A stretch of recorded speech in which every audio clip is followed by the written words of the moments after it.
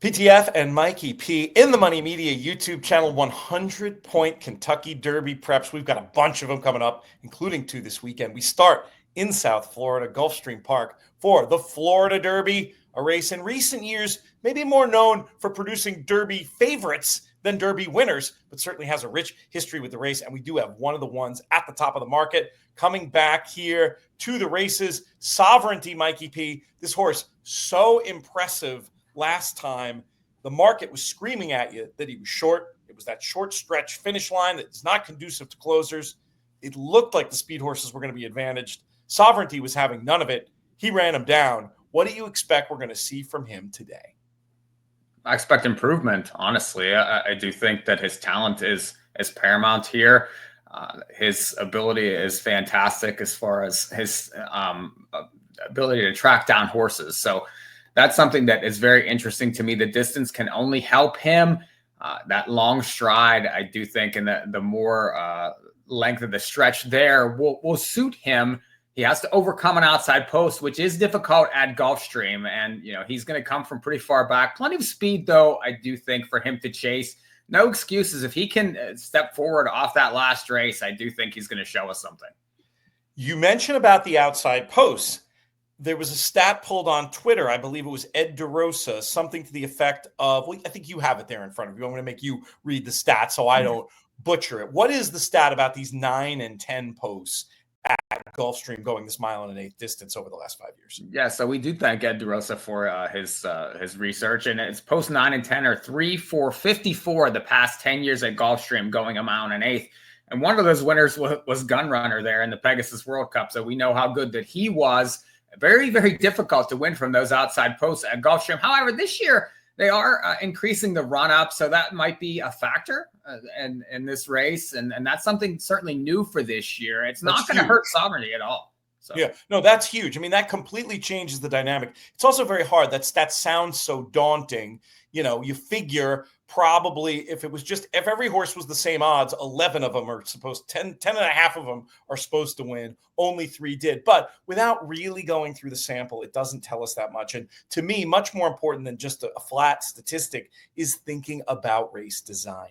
Sovereignty, closer, going to be able to drop out. I'm not that worried about it for him. Now, Tappan Street, you do see a world where he could get hung out there. But I think he's an interesting horse to talk about, Mike. This was always the plan. Don't think, he missed the Fountain of Youth. Where's he been? Right after the race, Brad Cox said this was going to be the plan. He's been working, and he's been working pretty well. Just looking at this work tab, working in company with a talented, graded stakes runner, older horse, Saudi Crown.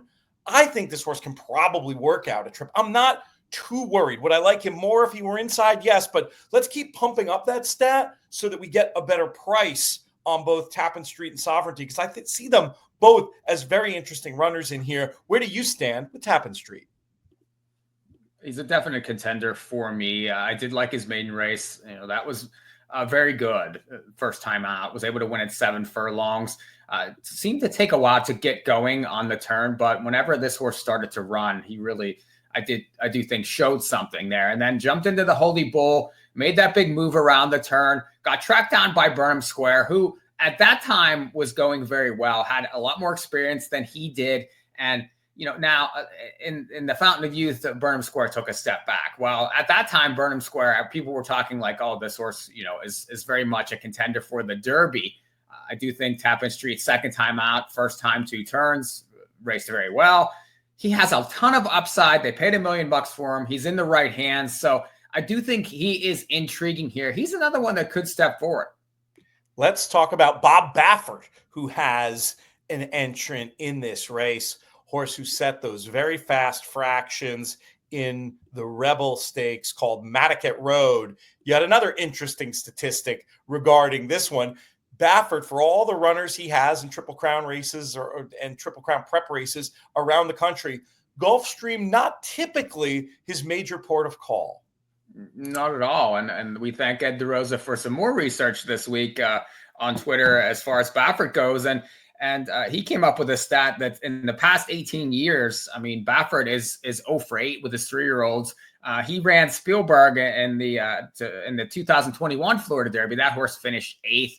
So not a typical road for Baffert. He usually uses Arkansas and California to get his horses to the Derby. So interesting with all his horses this year that he shows up with Madaket Road. I think you and I disagree on what we think that this one is going to do in this race. I thought he caught a flyer in the Rebel. He really just zapped right out of the gate and was in front in the first 2 strides. So Irad took advantage. He, took it to them that day, went a quick pace, 22-2, 45, and just, was tracked down late by Colbatto, who raced very well. Now Baffert takes the blinkers off. He ships east. You get Gaffalione. I don't think he blasts here again unless he catches another flyer. I think he could be off the pace. There's some speed inside. So it's going to be an interesting trip for this one. The reason I disagree, I guess, is one thing is these workouts, presumably without the blinkers since, still look blazing fast. And I know that's just Baffert, but I just think when a horse wants to run that fast, when you've trained a horse to go that fast, if you do rate him, you're just going to confuse him. And I don't think that'll go well. Let's put it that way. If he is grabbed into hand out of the gate. I also think that the Disruptor, a horse we have to talk about, is one who is going to want to get what you might call the Todd Pletcher trip, not necessarily on the lead, but forward, outside, and grinding. So I don't really see him gunning. I think he'd be happy to have Madaket Road clear or Neoequos down at the rail go on with it. So it's going to be interesting to see how those 3 speed horses end up tangling. Let me ask you this. Who is going to be the best of speed? Who's going to be the horse coming out of the turn that's still in front as those closers, Burnham Square and Sovereignty, are starting to rev up? Who do you think wins the speed battle in here when it is properly joined, no matter what the early tactics are? For me, I do think it's going to be Disruptor. I do think that Neoequos last time was on the front and did take it to those horses that day, but come the 16th bowl, he was nowhere to be found. And I do think that his only chance is to go again. I just think that Disruptor, coming out of the 7 furlong races, is going to have plenty of speed. He's going to get that, I think, outside type trip, maybe second early. And he's going to show his talent here. I do think that he should be in front coming off that turn. I don't know what the Baffert horse is going to do, but I do think that he's maybe going to be off. He's going to have to be making a move to these outside, to these speed horses to get into the race. And that's going to set it up for the closers here. There may be some early moves in this race. I do think Disruptor comes off the turn with the front, but he ultimately will get tracked down by the outside horses. We're going to give our official selections here in a moment, but want to let you know that this video is brought to you by our friends over at ExpressBet. Terrific contest opportunities over at expressbet.com/tournaments, especially coming up these next 2 weekends. There's a $1,500 contest this Saturday, Florida Derby Challenge. Next weekend, you're going to have the Santa Anita Challenge as well. Plus, pretty much every racing day, there are excellent opportunities to qualify for these games for short money. If you're interested in contests, go to expressbet.com/tournaments and see what they got for you. I keep going back and forth. Even as I'm formulating this sentence, I'm going back and forth in my mind between Sovereignty and Burnham Square in this spot. But, excuse me, not Burnham Square, Tappan Street. Sovereignty has been my Derby horse since November. I don't see any huge reason to get off of him. He is the horse I want in this spot. As you pointed out, Mikee P, he is supposed to improve.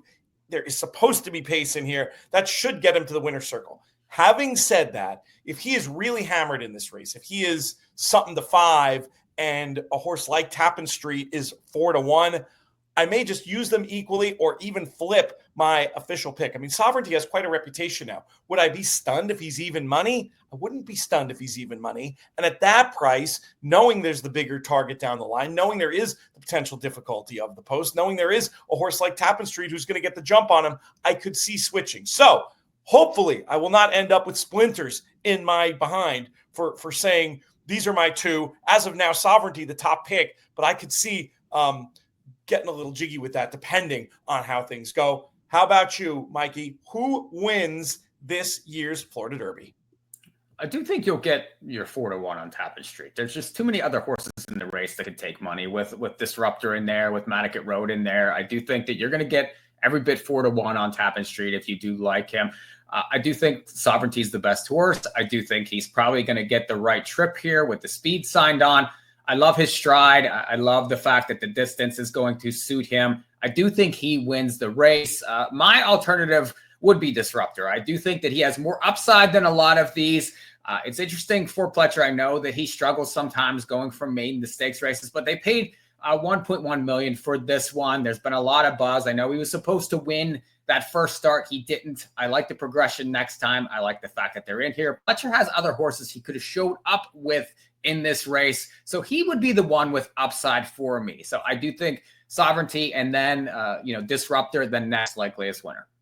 I will give you that stat. But first, I want to encourage people to, now that they've heard what we think, to let us know what they think. Let us know in the comments who you think wins the Florida Derby. While you're here, also do us a favor, subscribe to the In the Money Media YouTube channel so you don't miss any of our exclusive content. Hit this video with a like as well. We would appreciate that very much. These things help people find the channel, support us in the algorithm, and help us continue to bring terrific content to you here on the In the Money Media YouTube channel, as well as our audio stuff, In the Money Players Podcast. And if you want even more, In the Money Plus, inthemoneypodcast.com/plus, you can check out as well. Now, as promised, the Pletcher stat. It's interesting. Last 5 years, maiden winner into a grade 1, 3 for 18. That's not bad. In strike rate terms, 17%. But here's the problem. You'd have lost nearly half your bankroll betting all of them. That tells me the crowd gravitates towards these. Maybe Mikee P, with so many other ways to bet, you can eke out a little bit of a price for Disruptor. I'm going to make you play a very difficult game, and then we're going to get out of here. What price would you want to bet Disruptor at, and what price, or what's the range of prices that you could see Sovereignty being?